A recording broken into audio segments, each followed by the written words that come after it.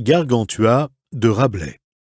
Extrait numéro 5, chapitre 23, La bonne éducation selon Ponocrates.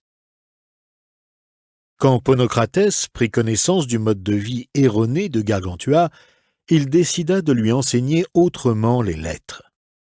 Toutefois, durant les premiers jours, il le laissa agir à sa guise, considérant que la nature ne supporte pas de changements brutaux sans grande violence.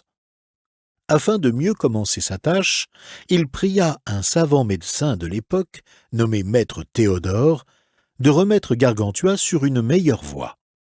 Ce médecin le purgea donc selon les règles avec de l'hellébore d'anticire. À l'aide de ce médicament, il lui nettoya le cerveau de toutes ses mauvaises et pernicieuses dispositions. C'est aussi par ce moyen que Ponocrates lui fit oublier tout ce qu'il avait appris avec ses anciens précepteurs, comme Timothée avec ses disciples qui avaient été instruits par d'autres musiciens que lui. Ensuite, pour mieux accomplir sa mission, Ponocrates l'introduisit dans les milieux savants. La compagnie de ces gens de science donna à Gargantua envie d'étudier autrement et de se mettre en valeur. Ponocrates organisa alors son emploi du temps de manière à ce qu'il ne perde aucune heure de la journée et se consacre pleinement aux lettres et au savoir digne d'un homme libre. Gargantua se réveillait donc vers 4 heures du matin.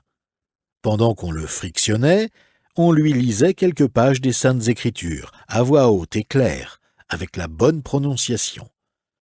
Un jeune page, nommé Anagnostes, natif de Bacchée, était chargé de cette tâche.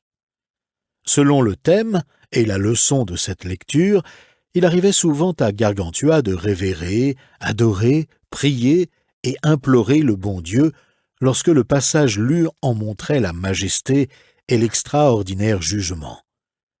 Puis il se rendait aux toilettes, afin d'éliminer le produit des digestions naturelles. Là, son précepteur répétait ce qui avait été lu, en lui expliquant les points les plus obscurs et difficiles.